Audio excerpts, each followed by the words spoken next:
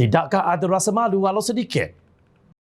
Banjir besar yang melanda negara terutamanya di pantai timur telah dijangka lebih awal dan ternyata tahun ini negara diuji dengan kejadian banjir yang sangat parah terutamanya di Terengganu dan juga Kelantan. Sebanyak 65 kejadian banjir monsun direkodkan dengan 44 kes di Kelantan dan 21 di Terengganu dengan kedua-dua negeri mencatatkan purata hujan melebihi purata hujan bulanan masing-masing.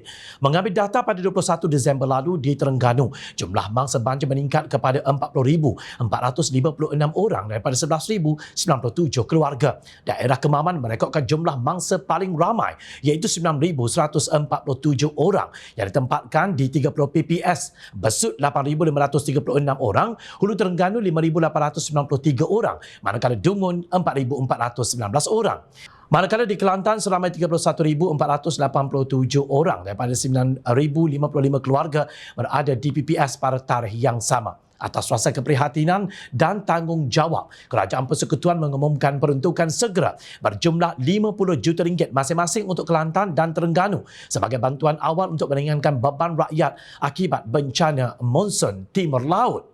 Perdana Menteri Datuk Seri Anwar Ibrahim berkata keputusan itu diambil selepas melihat banjir yang melanda kedua-dua negeri itu lebih parah daripada biasa. Beliau berkata perkara itu telah mendapat kelulusan Jemaah Menteri dan Menteri di Jabatan Perdana Menteri, Hal Ehwal Sabah, Sarawak dan tugas-tugas khas Datuk Armizan Muhammad Ali akan memantau peruntukan tersebut melalui agensi pengurusan bencana negara atau NADMA.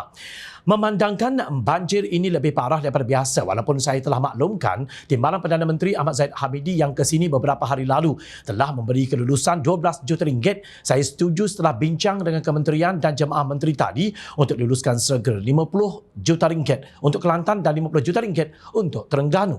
Ini keperluan segera yang melibatkan kebajikan rakyat. Jadi peruntukan awal RM1,000 kepada semua keluarga, ketua keluarga terlibat, dan sekiranya ada kemalangan, peruntukan RM10,000 bagi mangsa tersebut. Katanya lagi.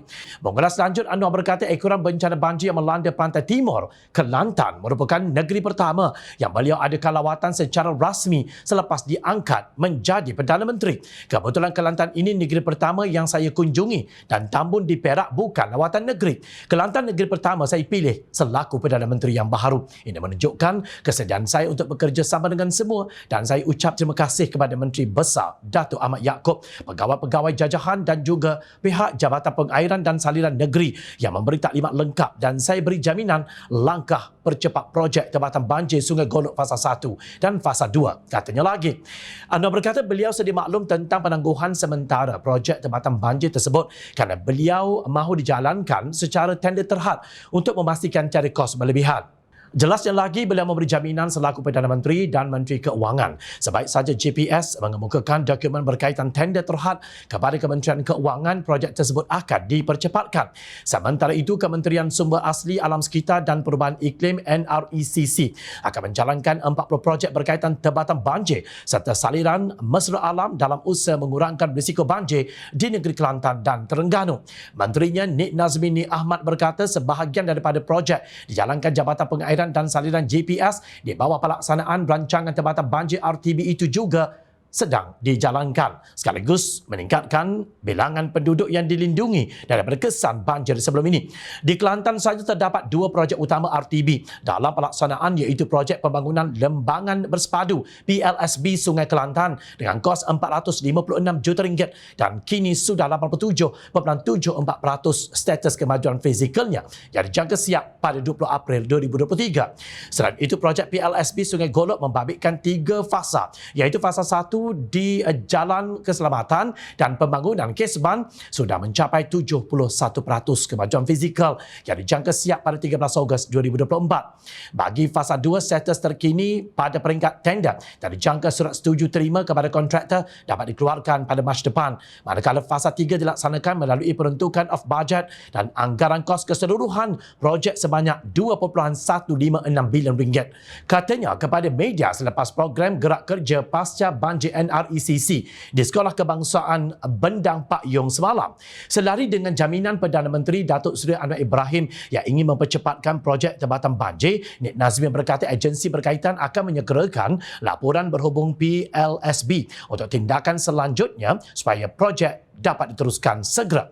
Katanya kerajaan sentiasa bersedia dan berusaha menambah baik kelemahan dikenal pasti bagi memastikan impak besar akibat musibah banjir tidak berulang.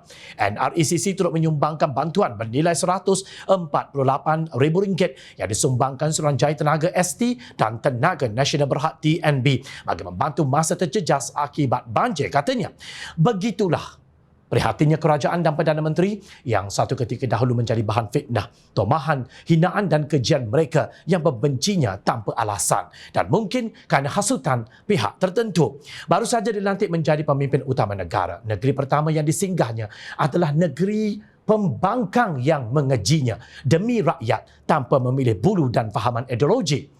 Kerana itu adalah tanggungjawab sebenar yang perlu dilaksanakan. Tidakkah ada di antara kita yang selama ini kononnya merasa jijik dan memandang hina kepada beliau terasa malu Allah walaupun sedikit? Itu tidak penting. Yang penting sekarang ini anda semua terbela di bawah kerajaan perpaduan. Allah Maha Saksama dikurniakan musibah untuk 1000 rahmah. Kita sebagai manusia harus sentiasa bermuhasabah dan belajar menilai mana satu permata dan mana satu kaca, mana satu dalil dan mana satu batil. Bejok berlalu kiamat bertaut, tidak hilang bisa ular walau menyusur akar.